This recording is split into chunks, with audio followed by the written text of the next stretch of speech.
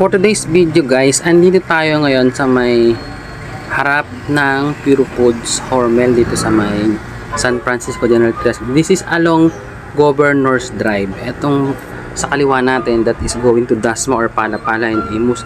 Yung kanan natin ay right side ay puntang 13 or papuntang Naik. So punta tayo dito sa may shade nila, sa mismong harap ng Pure Foods Hormel Factory. Meron sila ditong tindahan ng mga produkto nila at karne. So sabi nung nakakausap ko na supervisor ay every lang daw to 15 at saka 30 o sibin tuwing ang 15 at saka tuwing 30 lang to.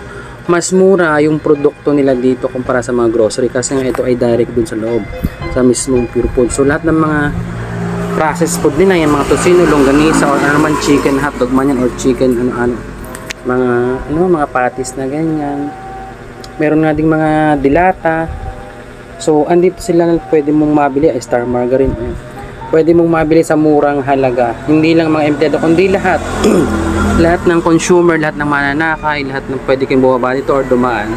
Basta dito lang to sa highway yun. Kita nyo yung mga bus, mga minibus. Papunta yan ng Sapote. Biyahing Sapote yan. Kasi nga yung pa-Dasma yan. Yung daan na yan. Yung may ruta na yung Dasma yan. To Palapala.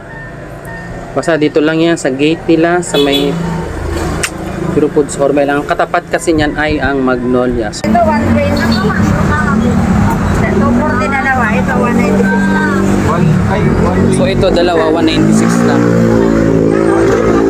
Yes, sir. Ano naman kasi ito sir? Templados na po. Lululoy mo na lang. Hindi, 110 ang isa sir. 40 dalawa.